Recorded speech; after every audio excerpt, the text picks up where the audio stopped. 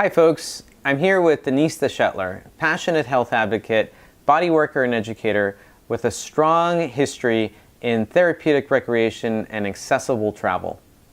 And I'm here with Marty Morales, the founder of the Morales Method, certified advanced rolfer and educator. And we're really excited about this video and what we're doing. This is the beginning of something we've been talking about for a long time, years, and what we now call the Healthcare Ultra-preneur Project. And what is this about? This is about our evolution and hopefully your evolution. We came in as healthcare practitioners and we decided to go off on our own as entrepreneurs. And then how do we get a life that we want while doing something that we love, which is working in the healthcare field? So the next level from that is the Healthcare Ultra-preneur. So that's how we created this project. Right. Just like you said, it's these steps from becoming a practitioner to having your own business, becoming an entrepreneur, and then taking it to that other level, building the life you want to have as a healthcare ultrapreneur. Right.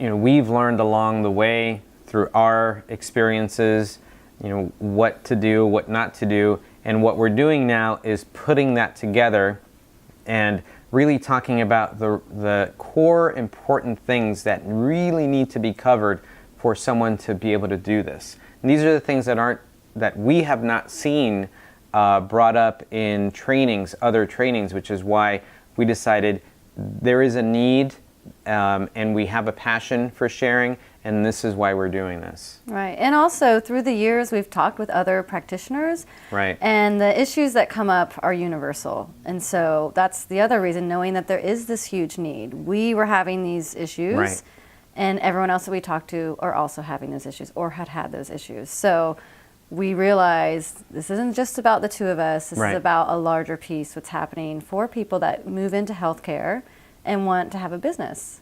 Exactly. Yeah. And we hope that when people watch the video offerings that we've put together, that it will accelerate your practice and will also accelerate that point where you are now being able to live a life that you want to live, and like you have said, enjoy what you're doing, because that's amazing if you can do that. Right. If you can do both, what an amazing life.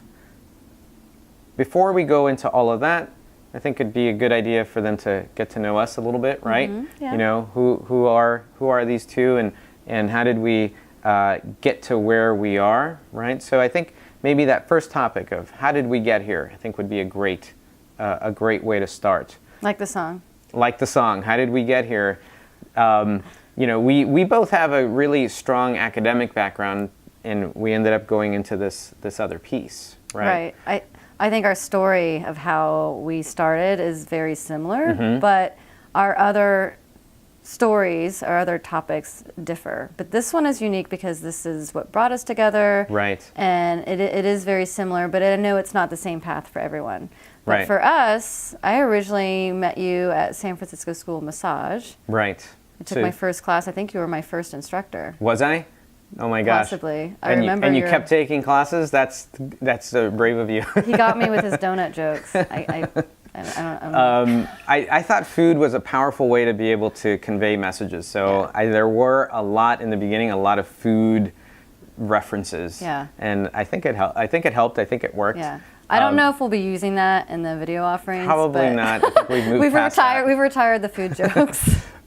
So we met there. I was teaching and you were taking a class, right? But going back to our similarities, we both were doing something massage related as kids or as younger. Yeah. Right. Even though we had an academic background, you were going through your master's in tourism management, right? And I was going through my MBA in finance. But there was always this interest, always a hobby. And I think that's an underlying theme for a lot of people, not just massage therapists, but acupuncturists, Pilates instructors, yoga teachers, chiropractors, all sorts of people in this healthcare field that had an interest in some type of work, right? and maybe for a lot of us, we kept it in kind of the back of our mind. So you were doing it, when you were in high school? Before that, Even before high school. As a kid, Wow. I was working on family members, and then in high school, I was an athlete and I worked on athletes. But I think the point that we're getting at through all of this is that literally it was a calling.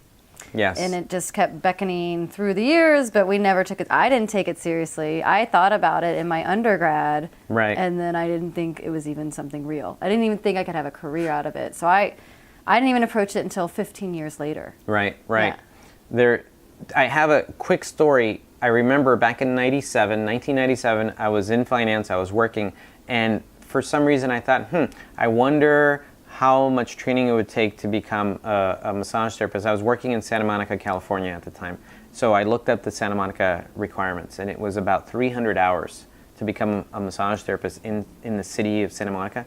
And I thought to myself back then, thinking, oh, that's too many hours, So now fast forward, how many hours of training have I taken? I don't even know. I mean, we're in the thousands mark, right? So I just think that's funny. Yeah. So you had it all along, always in your life. Yeah. Right. And I think that your academic background for sure was taking you in that healthcare field. Right. You were in that. Right. So there was always kind of a string to it, whereas me, I didn't have that until I left the finance world. Right.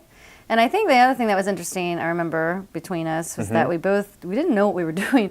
We just came in to take a class because we felt we like this, let's try it. Right. But I don't think either of us knew what was going to happen after taking our first class. I think that's nice because, at least I feel that it was nice for me because it kind of took the pressure off. Like, okay, I'm just going to learn about this. And then it wasn't until I completed the training that I thought, okay, let's have a go at this and see if I can make this a profession, if someone is willing to pay me for this work, right? And that, I think, opened that kind of channel to learn and to be open to learning. But no, we didn't. No. Neither one of us had grand visions of creating an empire, and having the whatever status because of it. No. So I like that because it was pure learning. It was, and the funny thing is, when I have to think back of being a student in massage therapy, the thought of getting paid for massage, because it was just, I was so used to just doing something. I was like, oh, I enjoyed it so much that I would get paid to do it. Right. And again, why I never thought took the field seriously. But yeah, so it was that journey of discovering the craft and then discovering you can actually make money doing it. Or get paid for your services. So, absolutely. Yeah. Absolutely. So. Well, thanks for sharing that. I think that's a great start, and people can get a sense of who we are. We'll be talking about other topics later on in other video clips. But thanks. Yeah, thanks for sharing. You're welcome. Yeah. And we'll see you in other videos. Thanks for watching. Thank you.